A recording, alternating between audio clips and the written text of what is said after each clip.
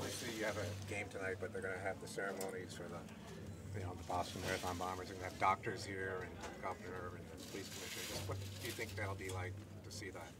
It'll be nice. They've been through a lot.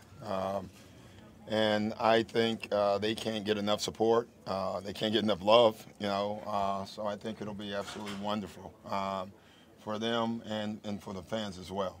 So it's you don't get a chance a lot of times to say thank you to firemen and police. My dad was a cop, and so it's nice that people have a chance and want to thank them. So I think it's terrific. Have you spoken to any of them or have plans to speak to any of them? Yeah, I haven't spoken to any of them here today, but I make a point of it, honestly, every day. Even before this, I've always done that. I had a dad who was a cop, so I know how it is. No one wants you around or likes you until they need you. And, so I've always done that. Did you anticipate that fine yesterday? I don't know, one way or the other. I know usually the way it works when NBA security calls, then that call and tell you they love you, so. And listen, like I said to them, I didn't get fined for being wrong. I got fined for saying it. Doc, when you look at the video dealing with Raymond Felton, what are the keys to him being as successful as he has been in the series? He's getting into the paint. He's attacking us, and it's off the dribble. It's in pick and rolls. I mean, he's, Carmelo and J.R. Smith and Kenyon Martin have been fantastic, but you can make the case the guy that's been the most important for them so far in this series has been Raymond Felton. He's been really good. Has his success in some way been connected to more focus being on Carmelo and J.R., guys that going in you have to at least pay very close attention to? No, not at all. I mean, we were going to guard him the same. We just haven't done a good job of doing it, So, Avery's been on him. A lot of guys have been on him. He's just beating us right now, and we have to do a better job of it. What about Felton defensively? What have you seen from him trying to make Pierce work for his shots? Well, I just think he does what he does. He gets under you. He knows that Paul's going to win the power game. He knows that he can win the speed game, so he just tries to use his speed on him. Doc, how did KG look in practice yesterday? You said you were going to hold him out a little bit. Yeah, look good. To the point where I had to keep taking him out, and I had to keep hearing him. So that was, I always look at that as a good sign, when he's screaming at me for taking him out of practice. Doc, any changes in the starting lineup or off the bench rotations? I don't know. We'll see. That means maybe. I just needed y'all to run with something, so I just thought I'd say that. I've worked on that. Everything okay with Avery, Doc? Yeah, he's good. He's good. He would be the guy, obviously, that we were concerned about. He said he wasn't feeling well. Is that? Yeah. How did he do in practice? He didn't practice much. He wasn't feeling well, Bill. So we gave him a Tums, and we told him to sit there. And I honestly, I've had this for 3 years now. When guys are feeling flu-ish or anything, I don't really want them near any other guy. I just think that's pretty sound advice. That's why they call you Doc. That's why I'm hoping one of you guys gets sick soon. What did you make of the Westbrook play? Beverly going into Westbrook? Honestly, I haven't seen it. Yeah, I haven't seen it. I got back and they were talking about the injury, but he was playing, and he was playing really well. So I was surprised, as probably everyone this morning, to read that he's going to be out. I mean, that's tough, and so I didn't see the play. Big loss? A little bit, yeah. I mean, especially them, because the way they score and how their scoring distribution is divvied up, that's a huge loss. Coach, the way that Mike Woods has coached the Knicks, anything about his strategy or rotations that has surprised you in the series so far? No, I don't think there's been a lot of surprises. Players have surprised. I don't really know if they're surprised, but some guys per game have played better for them than you want them to. I thought Kidd was wonderful in game one. It was more with his defense. And I thought Felton and Kenyon Martin's been good in both games. I think he's been the constant. So.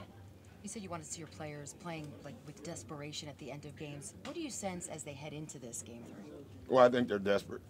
I may have said that or not, but I think the Knicks are desperate too. You know, I thought in the second half they were desperate. You know, we had a chance to, you know, steal a game in New York. So we have to have that same way about us. And, you know, obviously we need this game. And if we can get it, then the series is 2-1. And after 3 games, I think that's as close as the series can be from my Marquette education. Doc, when you talk about your team doing a better job of executing at half court, are there benchmarks that you look for at the end of the game that gives you an indication that happened? No, you got to watch it. You know, it would be easy to say, well, we shoot 48%, but sometimes you can have games where you're awful offensively, but you had a bunch of great shots. That hasn't happened, but I'm saying that can happen. So that's why it's tough to just go by numbers when you're doing a game or breaking down a game from a coach's standpoint. When you talk about wanting to take some of the pressure off of Paul Pierce, who has a lot on his plate, what are the options that you're considering at this point in the series? I don't mind the pressure on Paul, honestly. I want to take pressure off a couple other guys. I think, you know, there's some guys that just, we're asking them to do things they can't do, and we got to relieve the pressure from them. Paul actually likes pressure. He doesn't mind. Carmelo, they don't mind. That's what they do. That's why they make all that money. But we're asking other guys right now to do way too much. We don't have a lot of choices in the matter, but we can add more guards on the floor at times with them. I just think it's just too much, honestly. And so we have to figure out a way of relieving some pressure. Doc, is there anything you can do to prevent the deer in the headlights look when the playoffs come from some of you guys? No. I'll make a shot. You know, that always helps. It helped me, I can tell you that. But I don't know if that's it, honestly. You know, give the Knicks credit. I think they've gotten into us in the second half. They pressured us out of our offense. And, you know, we were concerned about that going into it. Not because of our youth, it's because of, you know, what we have as far as running an offense. So we just have to, and that starts with me, and I tell my guys that. I tell them right after the game, I got to figure out a way of trying to get you guys in a better spot. And then we got to do it. You know, in the first halves, it's like you study and you follow the game plan, but there's not enough intensity or pressure into the game yet. And so it's easy to do. And then when the pressure starts, it takes us out of it. And they've been very successful with that. Is it more frustrating to lose this way? Like I said, you're not getting good shots in this end. You're not getting shots. You're not running an offense. Yeah. No, we're not running. Yeah, for me, it's very frustrating. But listen, I understand who we are, and we anticipated some of this. We can be better, and we will have to be better, obviously, to win the game. Doc, when you said that you wanted to relieve some pressure off of other guys besides Paul, who are the guys you wanted to relieve pressure off of? I'll let y'all figure that out. I mean, you guys are all smart. Get together, have a little meeting, and you can figure it all out. No, that's not for me to say. KG.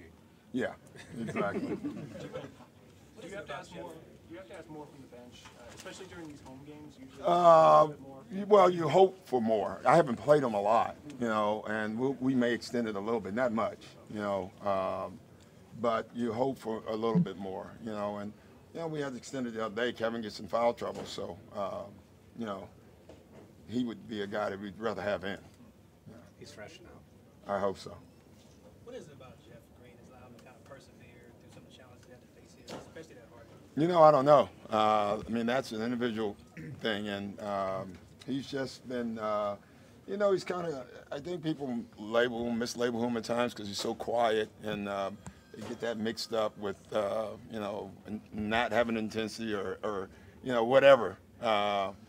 But he's a tough kid. I mean, obviously he's playing basketball after our heart surgery, you know, and doing it very well. And now his next step is to become great. And I think he has the ability to do that. And he just knows that there's work to do still. And what I love about him, he's willing to do the work.